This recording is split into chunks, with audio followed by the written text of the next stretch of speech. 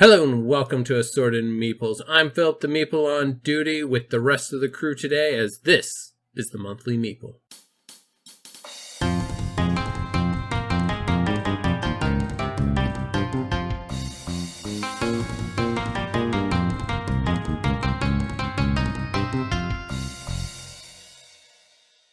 Let's jump into it with the news for the past month that I'm going to cover. There's lots more, but this is the stuff that I found interesting, and none of the other Meeples sent stuff to me, so let's get into it here. Asmodee is saddled with $900 million in debt as their parent company, the Embracer Group, breaks up itself into three separate companies.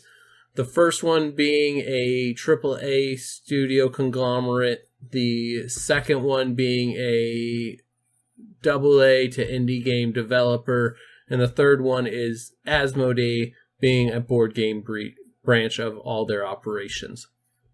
These are going to be, from what I read, it sounded like there are three independent studios, although the current CEO of Embracer Group is going to be heavily involved in all three of them still. I don't know the full extent of that.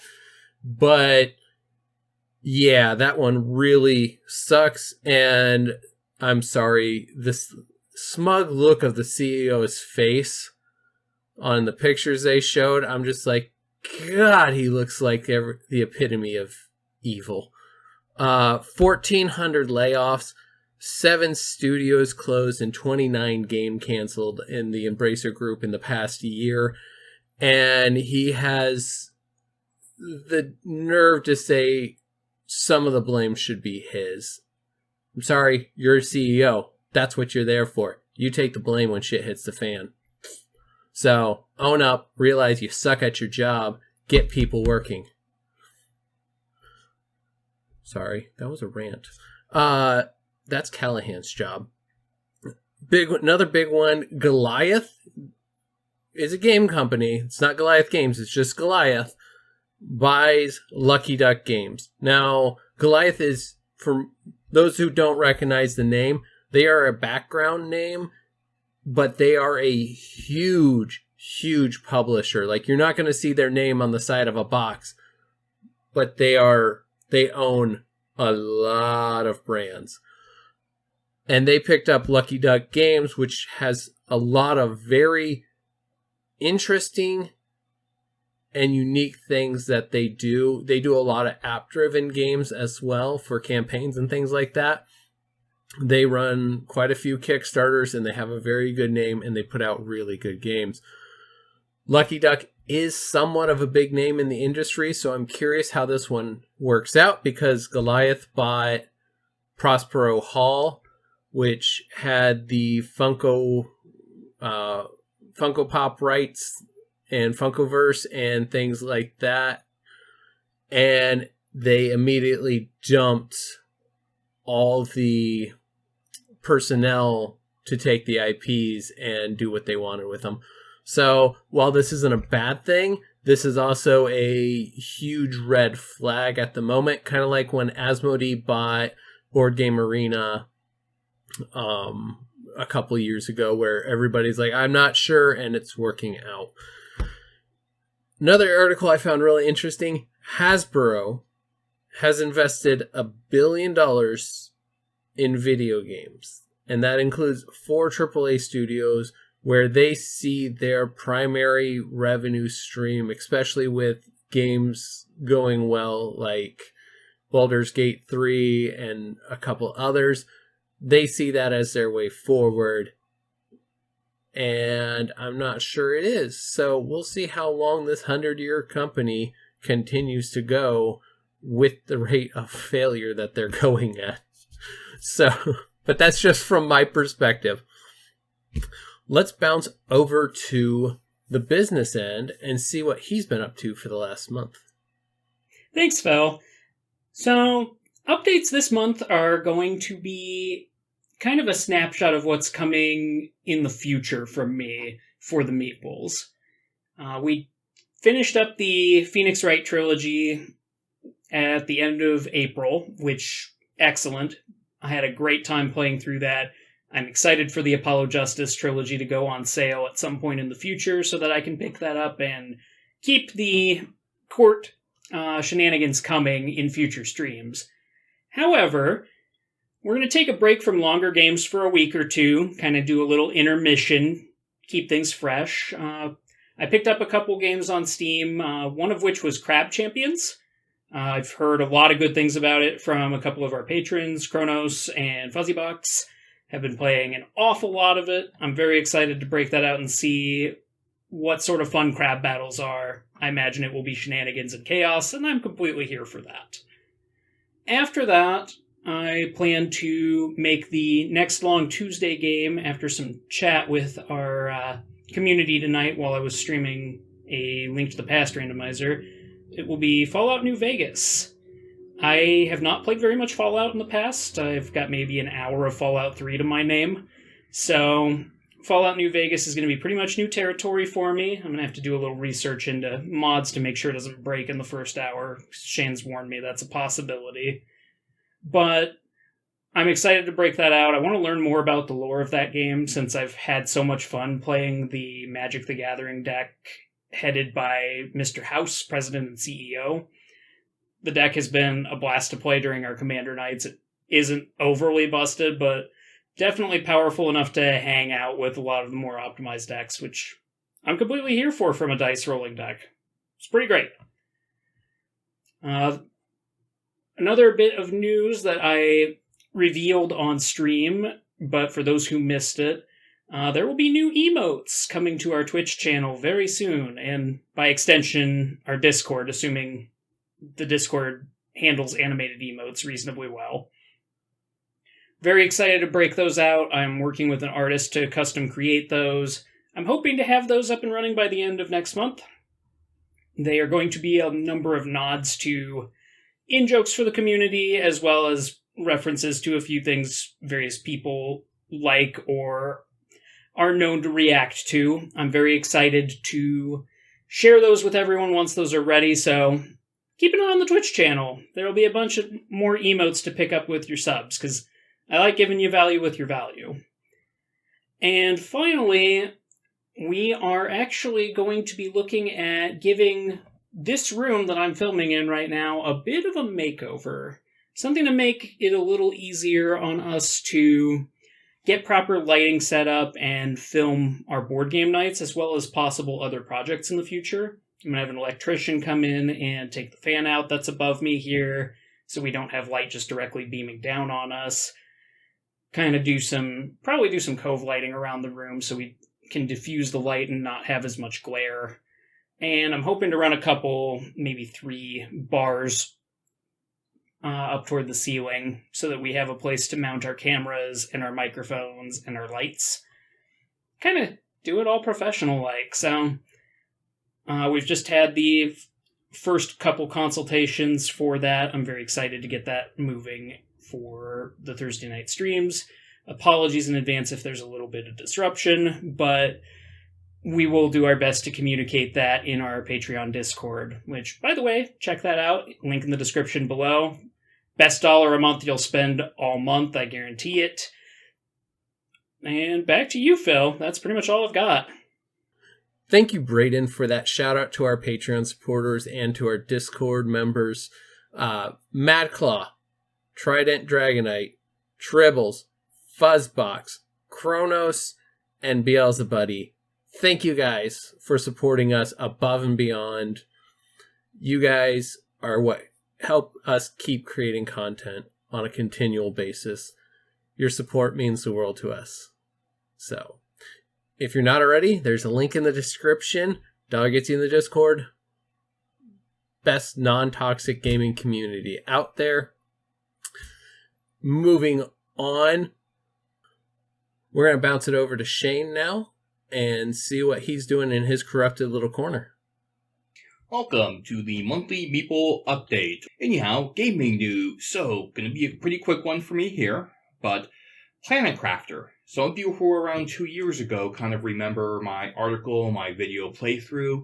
It is a delightful game. Kind of think Subnautica, but no combat.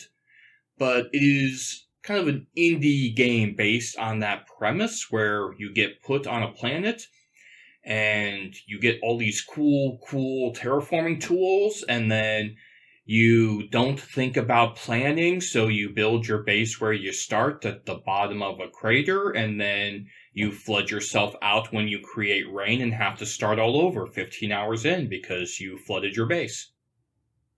Yeah, that one. That's the one. The one you completely flood yourself out because you didn't look ahead to what the terraforming plan was. Anyhow, still a great game. Had plenty of crazy mysteries, and this was even before, like, the Alien Life and Artifact update, and that was 2 years ago.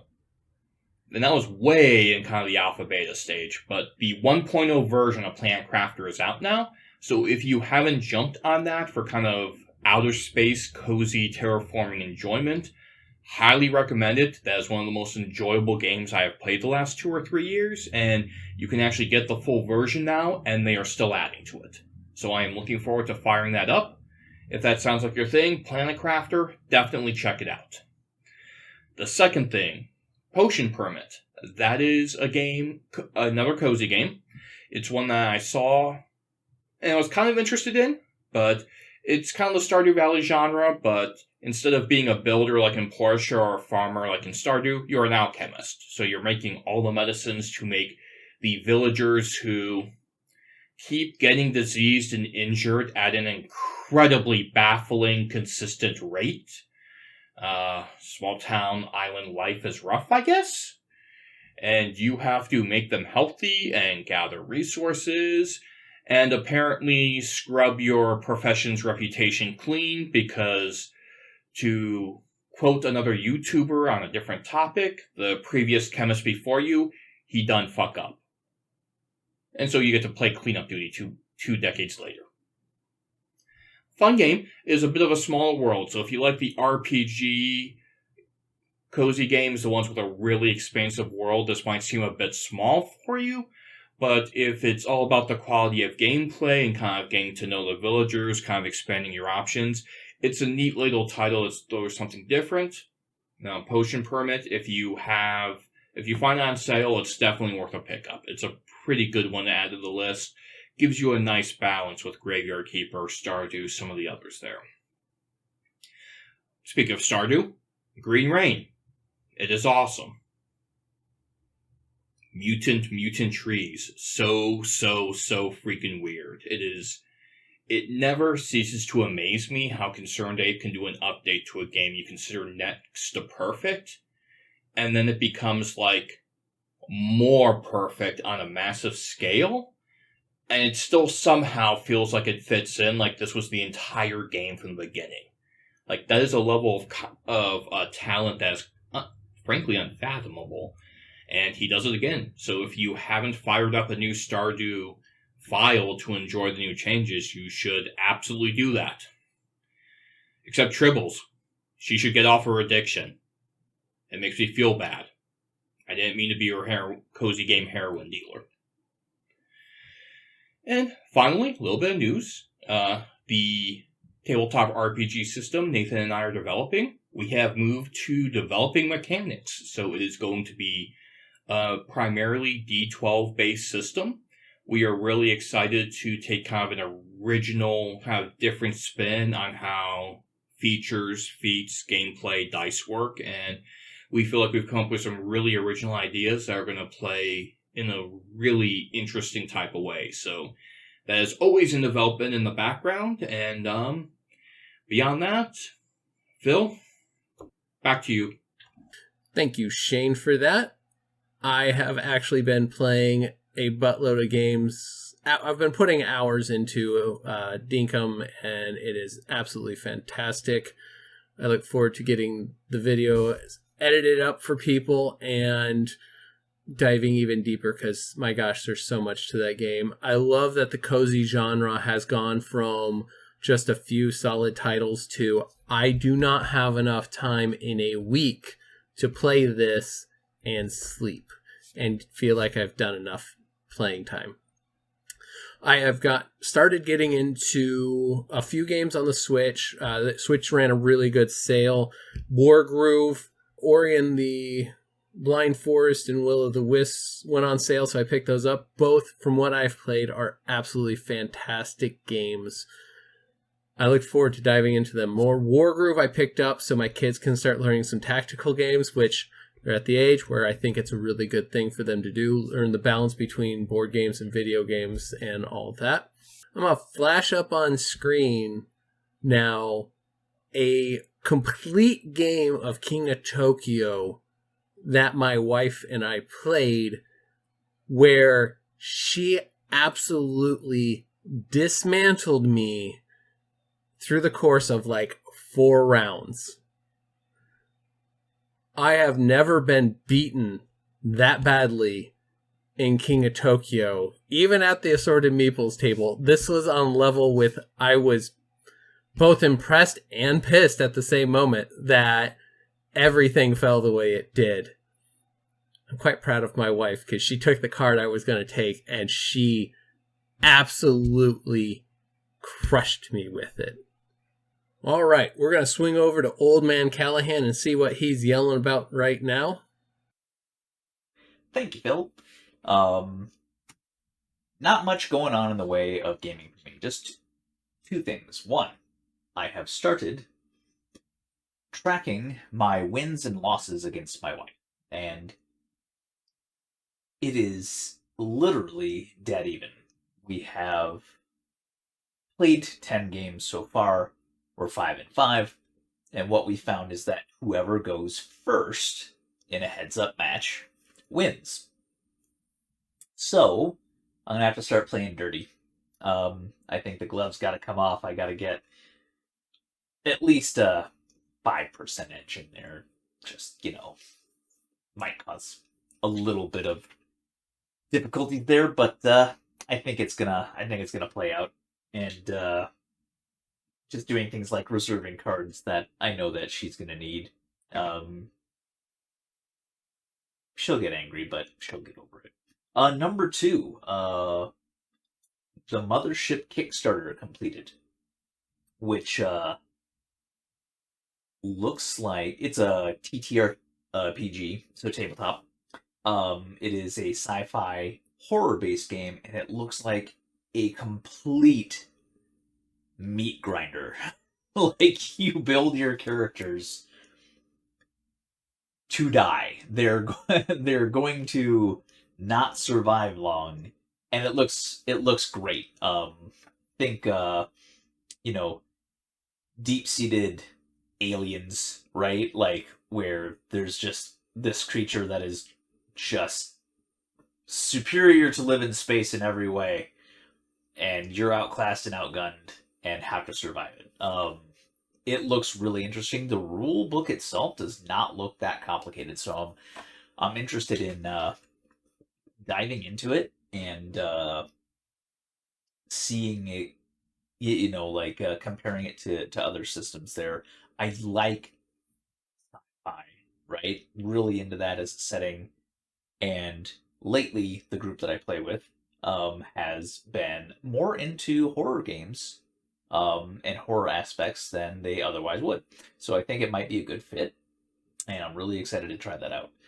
Gen Con is now officially 3 months away, so I'm also going to begin my Gen Con warm-up. So